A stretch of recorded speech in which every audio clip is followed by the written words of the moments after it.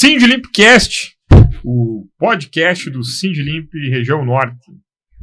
A ideia do sindicato ter um podcast para conversar, para discutir e tentar levar para ti, trabalhador, uma linguagem que você entenda, que seja próximo. O máximo que eu consigo dizer é melhorar o dia a dia da vida do trabalhador. Então, a nossa ideia, é o nosso projeto piloto, o primeiro episódio, e eu tenho aqui do meu lado o Dr. Christian Horb, e na minha frente um cara que eu aprendi a gostar muito pelo que ele fala, pelo que ele trabalha, Norton Jubelli, presidente da UGT Rio Grande do Sul. Boa tarde, Norton. Boa tarde, Thiago. Boa tarde, Dr. Christian. Boa tarde a todos aqueles e aquelas que nos assistem aqui no podcast do Sindlimp da região norte do estado do Rio Grande do Sul.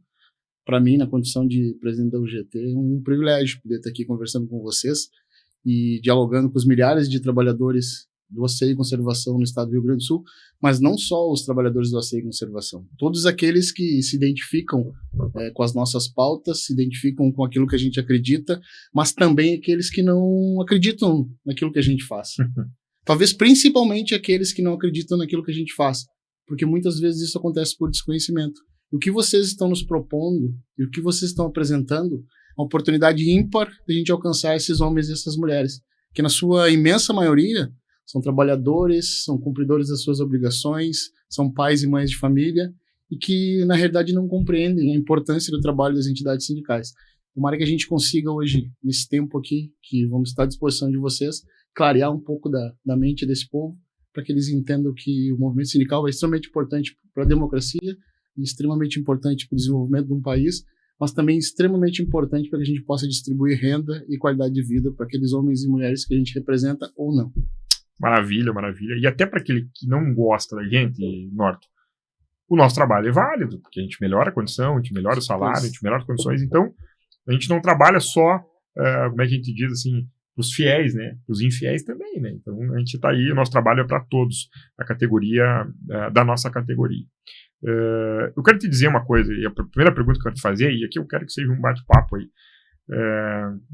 Tem uma frase que a gente vê aí, né, tem uns cunhados meus dizer assim, sindicato é tudo igual, né? Não é tudo igual. Tem sindicato bom, tem sindicato ruim, tem sindicato melhor, né? Mas e central sindical, Marco? O que a central faz? A gente vê falar tanta coisa de central na televisão. Qual é o papel da central sindical no Brasil e qual é o papel da UGT no Rio Grande do Sul e no Brasil? Bom, isso é extremamente importante a gente poder desmistificar um pouco disso. Não tem como a gente falar das centrais sindicais sem poder fazer um pouco de uma retrospectiva para falar como surgiram e de onde vem, como que esse ente central sindical passou a atuar no Brasil e no mundo inteiro, porque isso não é uma...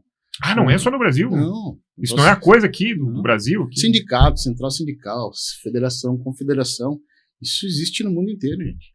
Isso existe desde o século XVIII. Mas nos Estados Unidos lá também? Nos Estados Unidos tem, na China tem, na Alemanha tem, na França tem, na Inglaterra tem, sabe? Na Alemanha tem, na Dinamarca tem, no Japão tem, aqui do lado na Argentina tem, no Uruguai tem, no Paraguai tem. Porque a gente é ignorante, né? A gente acha que é coisa só do Brasil, né? Essas coisas ruins, não. A gente acha que é um jabuti que algum brasileiro inventou para ganhar dinheiro. Não, pelo contrário, gente. Assim, isso remete lá da década de 40, ditadura militar, fim do período Vargas, início do regime militar no Brasil. Já existiam sindicatos, né? Os sindicatos começaram a atuar no Brasil no final do século XVIII, os imigrantes europeus que vieram para cá e começaram a mostrar uma certa organização para melhorar as condições de trabalho que eles viam aqui no Brasil, coisa que já faziam na Europa, sabe? Aqueles imigrantes que vieram para o Brasil após a abolição da escravatura, que receberam terras e foram trazidos para cá para trabalhar, chegaram assim, mas é ruim de trabalhar aqui, gente. Não tem, gente trabalha com 16, 17 horas aqui, tem crianças com 12, 13 anos, 14 anos trabalhando aqui, você me dá uma organizada nesse negócio. Aí começou a organização dos trabalhadores, a organização sindical começou aí, com esses imigrantes. Passado esses 30, 40 anos, esses trabalhadores tinham que começar a se organizar em nível nacional. Tinham que começar a se organizar em grau superior. Por quê? Porque não é que exista uma relação hierárquica entre centrais sindicais e outros entes sindicais. E aí eu falo de sindicato, federação e confederação. Não existe hierarquia aí, tá, gente? Tem gente que confunde, acha que a central sindical é mais importante que o sindicato, que a federação é mais importante, que a confederação é mais importante que a federação e assim sucessivamente. Não há a questão hierárquica aí. O que há nessa relação é uma questão de funções e atribuições. Ok. Lá na década de 40, final da década de 40 início da década de 50, se criou a Confederação Geral dos Trabalhadores, que é a antiga CGT, que abrigou um grupo de sindicatos daquele período. Logo, estamos falando de um regime militar.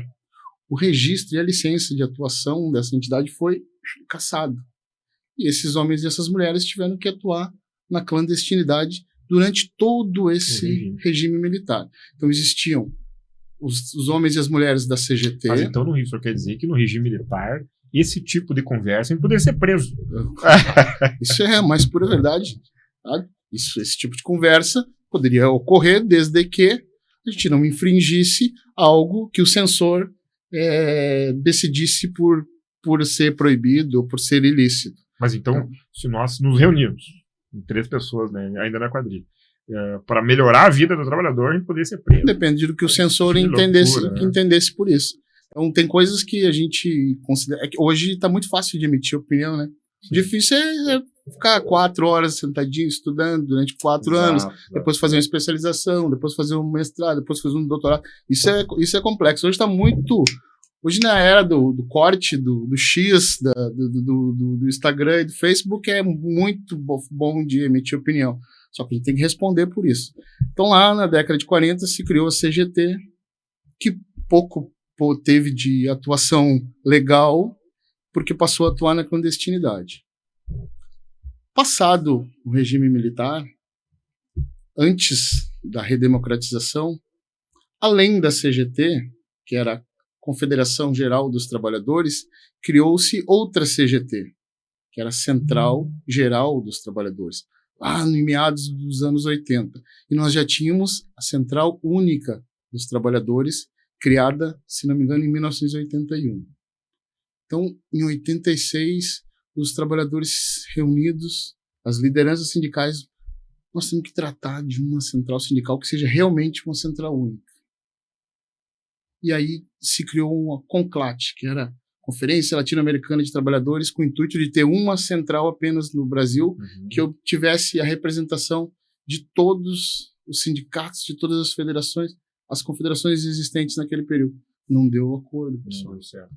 Não deu acordo. É muito heterogêneo o movimento sindical. Tem muitas questões envolvidas. É muito difícil. A gente fala da questão de um número gigantesco de partidos políticos que a gente tem no Brasil. E nós, como dirigentes sindicais, criticamos isso. Mas nós também temos uma porrada de central sindical, uma porrada de federação, uma porrada de confederação. Não tem como trabalhar tudo de uma forma, né? Eu sempre dou um exemplo. Tu entra no banco, os sindicatos bancários, né? Um sindicato forte, organizado no Brasil inteiro. E nós somos sindicatos da senhora que limpa o banco, né? O banco fica sem o caixa do banco, mas não fica sem a senhora que faz a limpeza do banco, né? Então a gente tem uma importância, eu sempre gosto de dizer, a nossa importância é muito grande. Tem que ressaltar isso, ressaltar isso a todo momento. Então a gente vem nessa linha do tempo aí. Década de 40, criada lá a CGT, Confederação Geral dos Trabalhadores, lá década de 60, CGT de novo, Central Geral dos Trabalhadores, início dos anos 80, fundação da Central Única dos Trabalhadores, lá em 86 vai tentar fazer uma CONCLAT para ter unificação e não consegue essa unificação e a gente fica com CGT e com CUT. Duas centrais sindicais.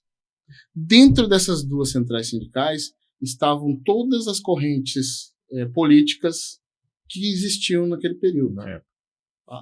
As que estavam com o espectro ideológico X estavam na CUT, as que estavam com o espectro ideológico Y estavam na CGT. E tentando se organizar a partir dali.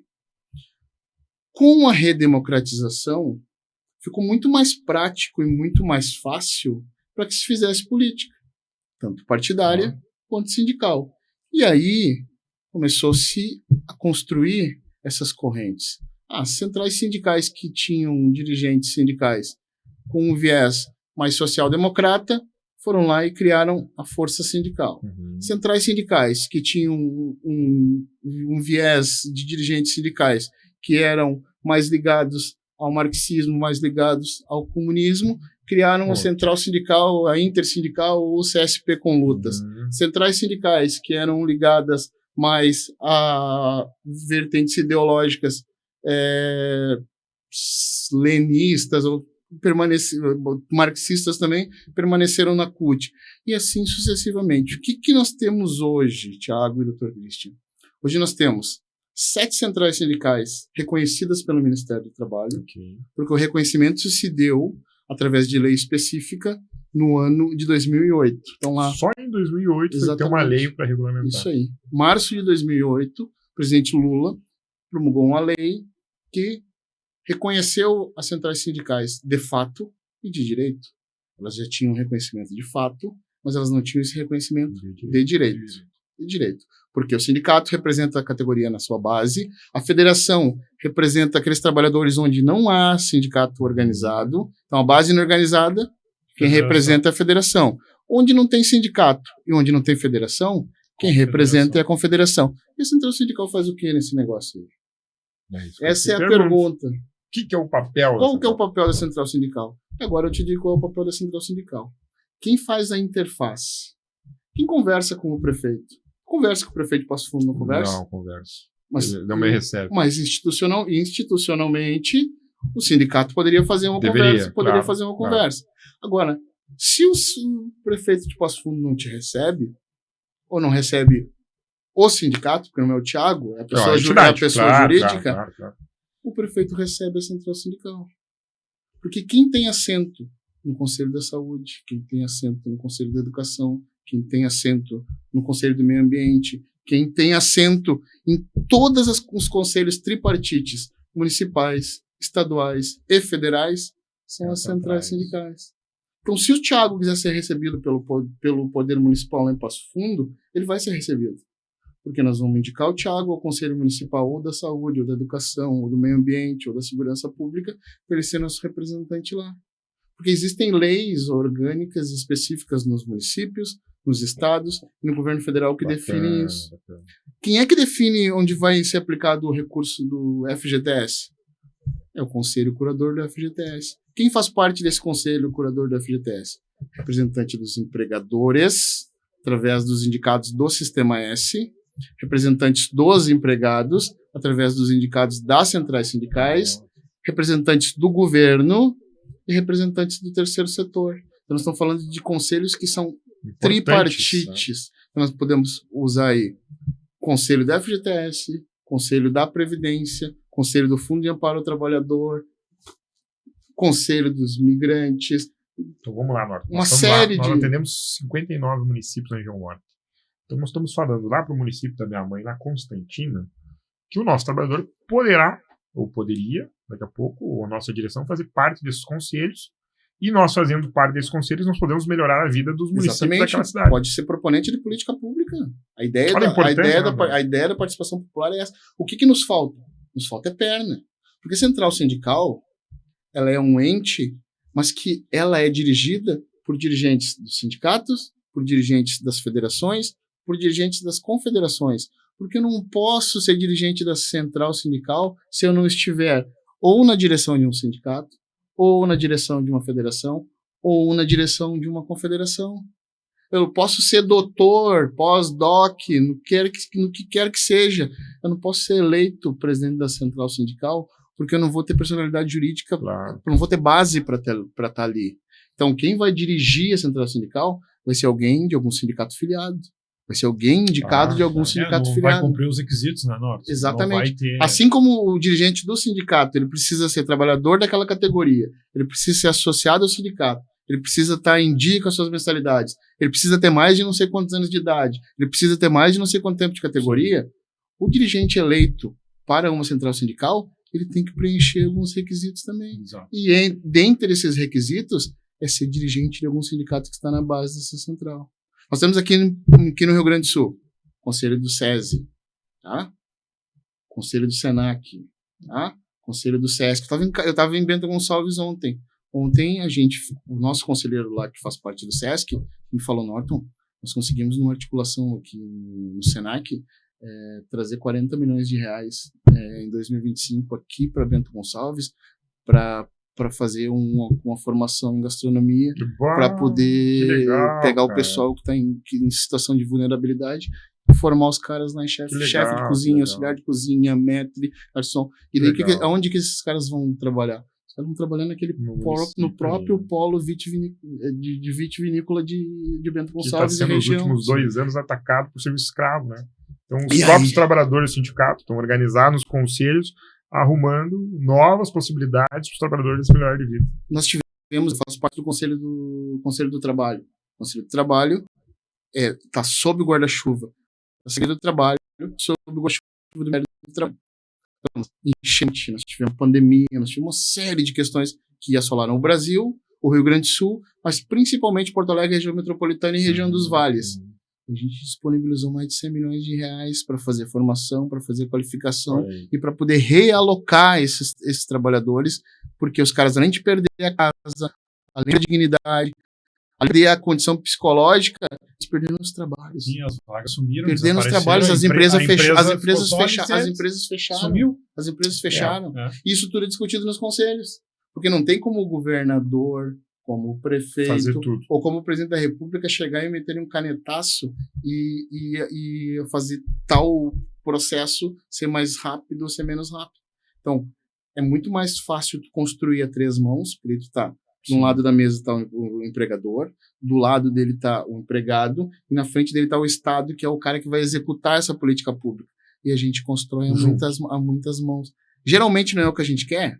Geralmente não é o que a gente quer, mas é o possível. Mas já é muito no momento. É o possível. Sim. E uma das coisas que a gente tem que fazer com que o trabalhador entenda é que a gente faz o possível. A gente não faz mais do que o possível, gente.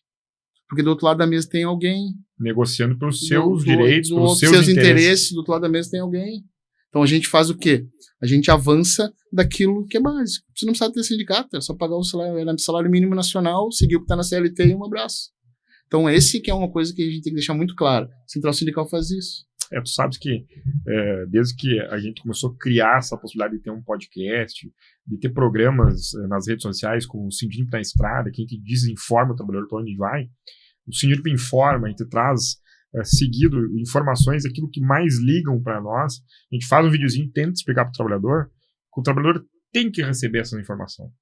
Tem que chegar nele. E esse tipo de coisa que tu falou é importante para o trabalhador, não só para o trabalhador da nossa categoria. Acredito que todos os trabalhadores, de repente, ou muitos dos trabalhadores que eu conheço, não sabem disso. A maioria. Né? Doutor, em outro momento, o senhor me disse que o sindicato poderia fazer uma ação dentro do seu município, ações civis públicas. Né? Então, vamos supor lá uma rua que está com um problema, o sindicato pode movimentar uma ação, né, contra o prefeito, contra a prefeitura, para resolver. Nós podemos isso mesmo? O sindicato tem esse poder, doutor? Sim, as ações civis públicas podem ser feitas por entidades sindicais, associações, Ministério Público do Trabalho, no nosso caso, Ministério Público da União ou Ministério Público Estadual. Só esses 3 podem fazer. Então quer dizer que lá no nosso município, lá em Constantino, onde tem uma diretora nossa lá, a Salete, ela trabalha no fórum há mais de 20 anos. Né? Forte abraço para ela. Então, lá no município dela, se ela tem uma questão que assola os trabalhadores lá, ela pode chamar o sindicato pode movimentar uma ação para melhorar a vida dos trabalhadores. Só que tem um porém, né, Thiago e Norton, que tem que ser que afete a categoria. Claro. Né? Aí, na verdade, existem ação popular quando é contra o município, que visa os moradores ou cidadãos de lá, que, na verdade, é uma vertente da ação civil pública, né? Mas, se, por exemplo, a gente tem 20 trabalhadores naquele bairro da entidade sindical, que há um prejuízo para eles, o sindicato pode, sim, fazer, às vezes, até com uma ação popular também. Como nós somos importantes, mano? Como nós somos importantes? Tremendamente importantes, cara. A gente é que subestima a nossa importância. Que sabe o que é, Thiago? De 2015 para cá, cara, 2014 para cá, se intensificou o uso da tecnologia, principalmente no Brasil. Isso não é uma coisa que a gente estava acostumado, sabe? A gente tinha, por hábito, alguns ter um aparelho de telefone que funcionava na capital, região metropolitana e em algumas outras cidades do interior do estado.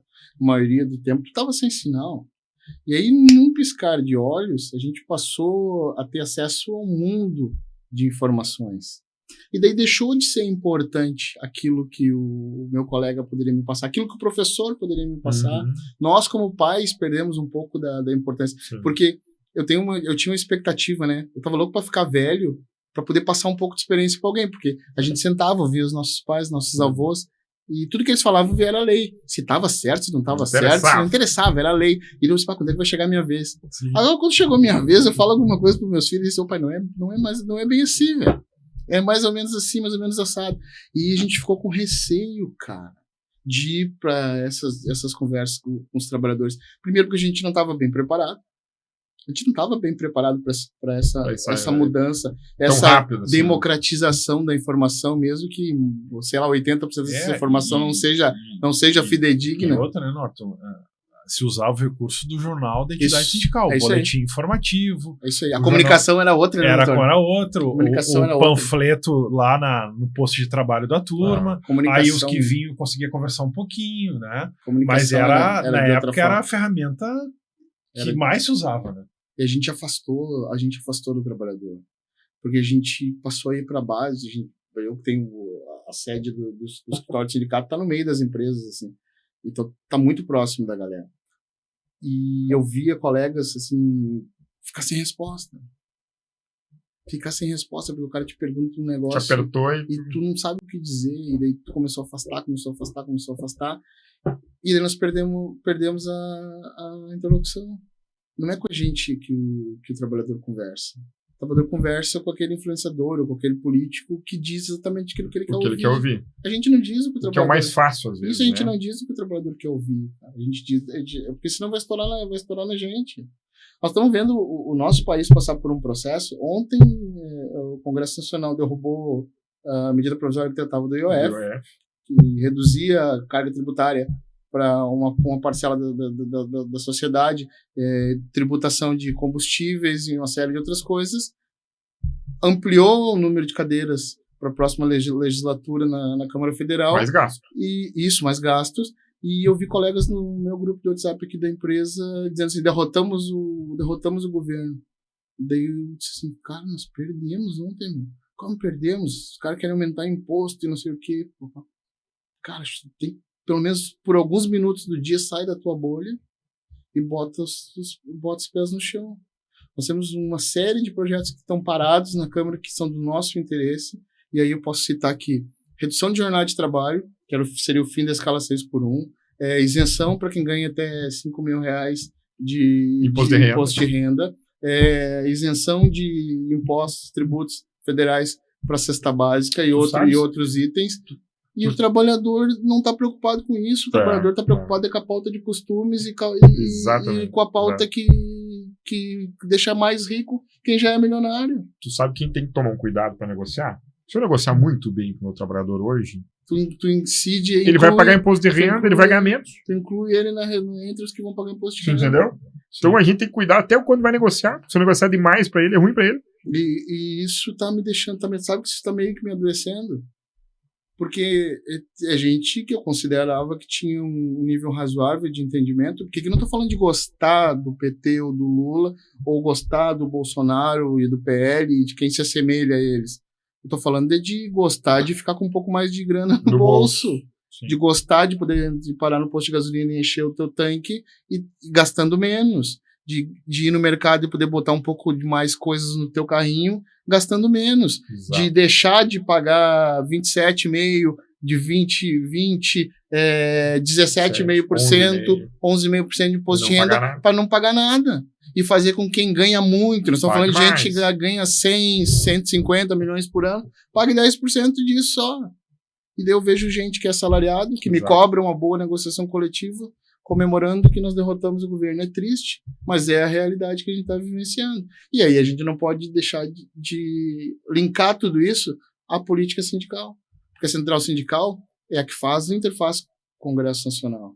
é que faz a interface com o Senado, é que faz a interface com a Presidência da República, com o governo do Estado, com a prefeitura do município, com as assembleias legislativas e com as câmaras de vereadores. Somos nós que fazemos isso. E daí eu pergunto para os nossos colegas, olhem para a fotografia do Congresso Nacional, olhem para a fotografia do Senado, olhem para a fotografia da Câmara dos Deputados, olhem para a fotografia da Assembleia Legislativa, olhem para a fotografia das câmaras de vereadores e vejam se aqueles homens e aquelas mulheres que estão lá se parecem com a gente. Se parecerem com a gente, tá tudo certo. A gente está fazendo as escolhas, ok.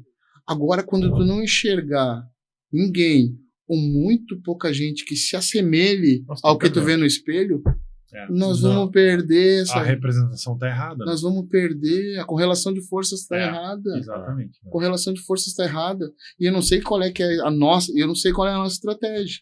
A deles eu já sei qual é. Tá muito claro. A deles eu já sei qual é. Se der para ganhar a eleição presidencial 2026, ótimo. Se não der, vamos focar no Senado e vamos garantir maioridade maciça na Câmara dos Deputados e vamos continuar controlando o orçamento. Porque 2030 é nosso. 2030 é nosso. E aí, gente, quem depende de proteção, quem depende de convenção coletiva, quem depende de acordo coletivo, já era. Porque nós estamos numa leva aí que botaram a galera para sonhar que ser CLT é feio, Exatamente. que ser CLT é coisa do cramoião, que o cara que é CLT é o cara que é preguiçoso, que não está disposto a se dedicar e que a onda é empreender. Eu não tenho nada contra empreende. Contra quem empreende. A própria decisão, né, Norton, do STF, né? Sobre a pejotização. Milhares de processos em nível Brasil discutindo questões que era PJ, mas era burlar a legislação. Exatamente. Escancarado. A ANAMATRA, Associação Nacional de Magistrados do Trabalho, a JETA aqui do Rio Grande do Sul, Associação Gaúcha de Advogados Trabalhistas, fizemos moções gigantescas, nos receberam, foram extremamente educados, mas continua a suspensão. Vamos contar para o trabalhador o que é isso. Trabalhador terceirizado de limpeza. Vamos pegar o trabalhador que limpa o banco, a escola. A empresa vai chegar para ti e vai dizer que tu tem que fazer um MEI. Microempreendedor individual. Aí tu não vai pagar mais, tu não vai receber mais FGTS. Aí quando tu completar 12 meses de trabalho, tu continua trabalhando porque você não tem direito a férias. Não tem direito a décimo. E nem 13º. Se você faltar, você não vai receber. Se você ficar doente, você não vai receber. E se teu filho ficar doente, você também não vai receber. Nós precisamos contar isso pro trabalhador, que é dessa forma, que é isso que eles querem. Né? Não, tu vai ganhar mais, sim. Sim. Eu acho que o PJ vai ganhar mais, né? Mas vai trabalhar mais, vai ter menos. Né? Então, numa negociação, a gente também negocia o dia que o trabalhador fica em casa. Quantos dias por ano ele pode ficar afastado por causa do filho? Né? Todas essas questões vêm. É óbvio que não existe um almoço grátis. Isso, numa negociação, o trabalhador também cede. A gente também tem que ceder algumas coisas na negociação. Mas são avanços, né? São avanços. Doutor, você iria falar? Sim, e isso é gravíssimo, porque essa indução à pejotização tem um fundo de cena na Norton, Thiago, muito grave. Qual é? Suprimir direitos sociais. E isso é gravíssimo. Auxílio creche, auxílio educação, benefício familiar, os dias que a mãe e o pai pode ficar em casa com abono para cuidar do filho que ficou doente, o dia que o pessoal que busca um aumento de conhecimento, dia de vestibular ou dia de estudar de prova, não vai ter mais isso. Né? O nome diz Fundo de Garantia por Tempo de Serviço. Por que foi criado? Porque é um respaldo garantidor em caso de uma demissão surpresa. Não, isso só foi criado porque a gente perdeu a estabilidade. Exatamente. Sabe por quê? Né? Isso, assim, só para não perder o fio da meada. O Fundo de Garantia foi criado porque todo trabalhador que tivesse vínculo empregatício, ao alcançar 10 anos de trabalho ininterrupto pelo seu empregador, ele não podia ser desligado. Ele tinha uma espécie de estabilidade, como se ele fosse um servidor público. E aí os caras, não, mas isso está quebrando as empresas. Não vai dar mais. Isso não vai dar mais, nós vamos ter que acabar com isso. Beleza. Acabaram realmente com isso e criaram o Fundo de Garantia, que eu acho até que foi uma boa solução para o momento. Só que hoje, o que a gente está discutindo, doutor, não é só acabar com o Fundo de Garantia, é acabar com algo que a maioria das pessoas não está prestando atenção. Quando a gente fala de pejotização, quando a gente fala de trabalhador que está empreendendo sem vínculo empregatício, a gente está falando que a Previdência vai quebrar de verdade. Sim. Porque a Previdência Sim. a Previdência ela é suprida por quem? Quem trabalha. Por quem trabalha, quem tem vínculo empregatício. Ou quem é MEI, microempreendedor individual, que paga a sua partezinha ali. Só que como é que funciona para nós que temos vínculo empregatício? A gente recolhe um percentual X de acordo com a nossa faixa salarial e o nosso empregador, Paga a diferença. ele paga mais 20% sobre a folha de pagamento. Então tem um aporte de 20%. A partir do momento que eu me torno MEI, Esses 20% ele não paga mais. 20% ele não paga e mais. a incidência vem toda sobre o trabalhador. Ao invés dessa fonte ser dupla, o trabalhador paga uma parte, o empregador paga outra parte, eu assumo sozinho essa responsabilidade. Aqueles 20% sobre a folha de pagamento que o empregador pagava de previdência, ele deixa de pagar. Vai para onde, gente? É retenção. É mais uma forma do cara que emprega ganhar dinheiro. É do jogo? Realmente, é do jogo. Sabe, se eu tivesse uma empresa, eu queria que a minha empresa rendesse o máximo possível com o menor custo. Só que eu não tenho empresa e a imensa maioria dos trabalhadores do Brasil também não tem. E o que eu estou vendo é trabalhador brasileiro CLT defendendo um modelo liberal que nos coloca num brejo, que nos remete ao período colonial. E é isso que está me surpreendendo, porque a gente, além de perder o discurso, a gente perdeu a cabeça dos caras. Porque eles ganharam a cabeça do nosso trabalhador e a gente está numa dicotomia tão louca que o cara que está sendo precarizado, o cara que está trabalhando num regime que, se bobear, vai fazer com que ele se transforme num regime escravo, está defendendo o cara que é o seu algoz e está contra o sindicato que, em tese, o representa. Mas aí, Norton e Thiago, vem a importância das entidades sindicais, federações, confederações centrais, de não deixar isso progredir. Porque esse ataque massivo nas mídias sociais, redes sociais, eu falo um caso, às vezes a gente está entrevistando um trabalhador que não recebeu verba rescisória, eu tive caso, mas o fulano fez coisa boa pra gente. Aí eu falei, só um pouquinho, eu vou te mostrar os pontos que ele fez a teu favor. Tá tudo aqui, convenção coletiva. Doutor, mas isso aqui nunca me falaram. Pois é de propósito, ele vai contar só a parte que interessa para te induzir a tu pensar justamente isso. E tanto que agora tu tá aqui porque não foi respeitado nenhum dos teus direitos. E isso é gravíssimo, Norton e Thiago, porque é uma indução, é uma condução, na verdade, inacreditável. Sim. Inacreditável. Sim. E é conveniente pro trabalhador. E outra, né, pessoal, anos de conquistas, né? Milímetro a milímetro para chegar em convenções hoje com questões sociais, sim, questões de gênero, de raça, que levou anos. E tu sabe muito bem, né, Marta? Tu é de uma central nacional, tu viu essa luta anos para, às vezes, 1 centímetro na convenção. Séculos, né? Aí os caras dizem, não, MEI é legal, tu vai te dar bem. Como assim? Falando de séculos de luta. O cara vai te ligar, cara, tu tem que vir aqui meia-noite, tem que resolver o problema. Não, mas eu tô aqui dormindo com meu filho. Tia, tu tem contrato de pessoas, se tu não vir, eu vou cancelar, vou chamar outro. Ainda vou te cobrar a multa. E eu vou te executar a multa do contrato. Sim. E tu vai ter que me pagar porque tu não cumpriu o que eu te pedi. A gente você procura ser o mais franco possível, né? Não tem como os caras pejotizarem todas as categorias. Isso é óbvio que não vai acontecer.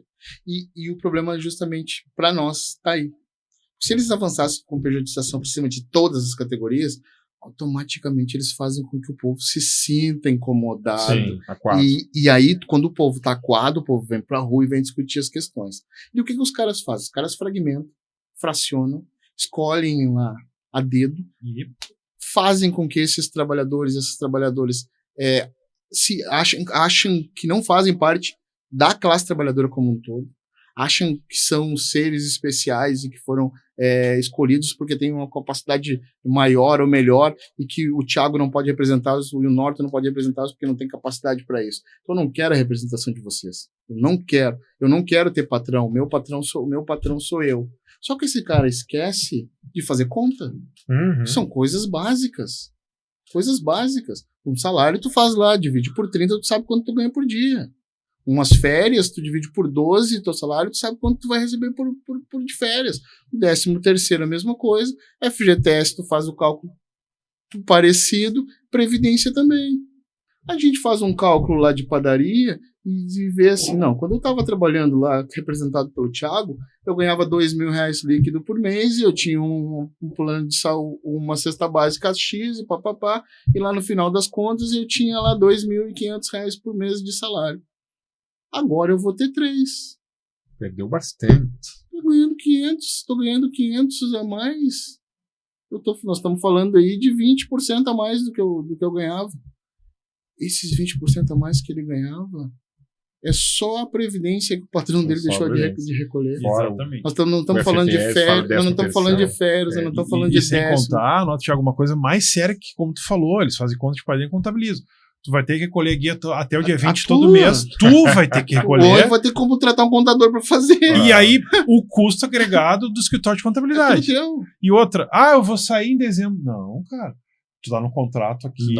Não pode. Eu preciso de ti, porque aí não tem férias. Ficou doente, tu vai ter que trabalhar doente. Ou vai ter que contratar outro. Vai pagar o outro, aí teu custo de centro de despesa fica gigante. Já era os 500 pila a mais. Acabou. Vira prejuízo. Já era. Eu não tenho jornada. Não tem. Eu não tenho descanso semanal remunerado. Eu não tenho uma série de coisas que quando eu sou empregado lá eu tenho. Tu conversa bem aí, Norton. Eu gostei da tua conversa, mas eu queria que tu me explicasse isso. Tu é trabalhador também? Ou tu é só da UGT? Não, de onde é que tu vem, cara? Onde é que começou a tua história de trabalhador? Então, vamos lá. Eu trabalhei aos 14 anos com carteira assinada. Eu também comecei nos meus 14 anos. Eu trabalho de verdade, acho que desde os 12. Eu nasci em Sapucaí do Sul, sou filho de uma empregada doméstica num metalúrgico, e com 6 anos de idade a gente mudou para Gravataí. Vê, assim, o cara vai ficando mais velho, e aí a gente para um pouco para pensar por quantas coisas a gente já passou. Eu morava em Sapucaí do Sul com meus pais, e a gente morava no terreno da minha avó lá. E daí nós estamos falando da década de 80. Do início da década, final da década de 70 e início da década de 80. A gente não tinha programa habitacional tipo Minha Casa Minha Vida ou Minha Casa Verde e Amarela, que foi o que aconteceu no governo Bolsonaro. A gente tinha BNH, que era Banco Nacional de Habitação, e Coab, que era o BNH do governo federal, e as Coabs. E depois, aqui no nosso estado, veio a Habitação. Bem depois, tô falando já no final dos anos 80. Que até quebrou a Habitação. Acabou quebrando. E aí, o meu pai comprou uma casa num loteamento em Gravataí. Final dos anos 70, início dos anos 80, a gente foi morar lá em Gravataí. Entrando na escola. E aí, fiz lá toda a minha infância e minha adolescência em Gravataí. Era uma área que tinha muito pouco morador, era mais uma área, meio que uma área rural, assim. E a gente ia a pezito para a escola. Aí o meu horário era o horário intermediário, a época que tinha aula das 8 às 11, das 11 às 2 e das 2 às 5. Então o meu horário de preguiçoso lá, podia dormir um pouquinho até mais tarde. E era das 11 às 2. Saía de casa às 10 da manhã, às 11 horas na escola. Estudava até às 2, 3 horas da tarde em casa. Fiz todo o meu ensino fundamental lá. E depois fiz o ensino médio no centro de Gravataí. Com 12 anos, a gente começou a vender picolé, uns parceiros lá. Tinha muito campo de futebol, tinha muito torneio, tinha muita coisa naquela época. Que não tem mais hoje. Que hoje não existe mais, porque não tem mais área, né? Acabou os espaços. E aí, com 12, eu comecei a vender picolé. E com 14, eu comecei a trabalhar no Banco Sul Brasileiro. Olha aí. Logo depois que eu comecei a trabalhar no Banco Sul Brasileiro, o Banco Sul Brasileiro quebrou. E eu já tinha um monte de conta para pagar. Puxa. Um monte de conta para pagar. Saí do banco, indo para casa, né? Peguei o ônibus no centro de Porto Alegre, tô passando em Viaduto Abirici ali, uma placa na frente do supermercado econômico. Precisa-se disso. Eu desci e comecei minha caminhada no supermercado econômico. Fiquei no mercado econômico até ir pro quartel. Saí do mercado com 18, fui pro quartel. Fiquei no quartel até os 25. Engajou. Fiquei até os 25 e saí do quartel e fui pro Prosegur. Onde estou até hoje. Só na Prosegur. Sou funcionário da Prosegur, transportadora de valores. Sabe que esse cara que anda com um caminhão forte aí, carregando dinheiro, com calibre 12 por baixo por cima? Eu sou um desses caras aí. Olha aí, então tu é trabalhador mesmo. Tu não é só sindicalista. Não. Tu vê como é que pode, né? O sindicalista é trabalhador, né? Eu tenho hoje, vamos fazer as contas aqui, tá? 25 anos, vou fazer 26 anos de Prosegur, mais 4 anos de mercado, 30 anos de contribuição. 30 anos de contribuição e mais os 6 anos de quartel, 36 Olha aí, ó, anos. dá pra se aposentar quase. Não. Não, Tem porque que ter idade. teve uma reforma teve uma reforma há pouco tempo atrás aí que me quebrou. Mas é isso, assim, a minha trajetória é essa. Daí eu saí do quartel. Sindicato dos vigilantes, tu és. Então. Sindicato dos Empregados em Empresas de Transporte e Valores. Valores. Vigilantes é o cara que faz a vigilância da agência Vigilância. bancária, da empresa, do fórum, da tu prefeitura. faz o E transporte. nós, a gente faz a logística, a guarda e a gestão de numerários. Extremamente perigoso. Muito. Tanto é que a gente ganha adicional de periculosidade de 30% para exercer essa nossa atividade. Tá ótimo. E tem risco de vida também, né? A gente trocou o risco de vida pelo adicional de periculosidade, 30%. Mesmo que cada vez a gente lide com menos recurso, ainda é um negócio que mexe com o imaginário. Mexe. Né? Ah, sim. Mexe com o imaginário. A maioria dos caminhões hoje não transportam um sexto Do que do que transportava antes. Até porque cada vez a gente tem menos cédula circulando. Cada vez as operações, mais as transações digitais. são mais digitais. Ah. E a nossa categoria, em tese, é uma categoria em extinção, assim como o bancário. Como o bancário vai acabar. Assim como o próprio comerciário, que a gente vê cada vez mais automação no ambiente do comércio. Mas a nossa é líquida e certa. Tu já vê isso. Sim. A gente, bom, o cara com 26 anos, tu viu as coisas mudarem, né? A gente tinha fácil, assim, de cabeça, tu vai citar aí 25 bandeiras de bancos. Hoje tu tem 5, sabe? Hoje tem 5. Hoje tu tem o Rio Grande do Sul, acho que é o único que tem banco estatal, e o BRB, que nem é mais estatal. E tu pega Banco do Brasil e Caixa, tu pega Bradesco e Itaú, Santander, Banrisul e as cooperativas de crédito. E eles dizem que são financiários, cooperativas de crédito. E que são as que mais crescem. Até o filho do agricultor assumir a lavoura. Porque quando assumir a lavoura, acho que as cooperativas de crédito também vão perder espaço, porque o cara já tá no mundo digital. E aí é isso, a gente lida dioturnamente com essa redução de trabalho. A gente já teve em Porto Alegre, na filial que eu trabalho, 72 roteiros. 72 roteiros, estamos falando de 72 caminhões com 4 caras, alguns com 5, outros, a maioria com 4 caras dentro, trabalhando todos os dias. Hoje a gente tem 26, 27. A gente tinha...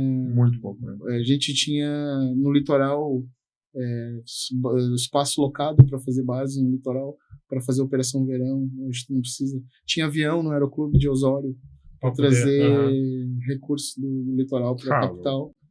Hoje tu não vê mais, e hoje a gente não vê mais isso. Tive a base de Passo Fundo, que saiu lá da Brasil Leste e veio ali pro distrito, ali pro início, ali uma monstra de uma estrutura. E hoje ela tá, mesmo atendendo daquela região ali, ela tá meio que obsoleta, porque tem a base do Passo de Santo Ângelo também, que é gigante. Então, o transporte de valores, todo mundo que presta serviço para o sistema financeiro, de alguma forma, sofreu e vai sofrer ainda com o tempo. Isso. Senhores, nosso tempo é muito curto. Esse é um primeiro episódio. Né? A gente tem muito a evoluir, aprender. Né? A gente não é disso. Né? A nossa especialidade é atender o trabalhador. Mas eu acredito que isso seja uma ferramenta importante. Então, quero te agradecer mais uma vez. Aí, deixa uma mensagem para o trabalhador aí, que eu acredito que o trabalhador precisa te ver mais. Vou te convidar mais vezes. Temos muito mais debate para nós fazer. Hoje foi só o primeiro passo. Obrigado, né? Primeiro agradecer, Thiago, Dr. Christian, pela oportunidade de estar aqui.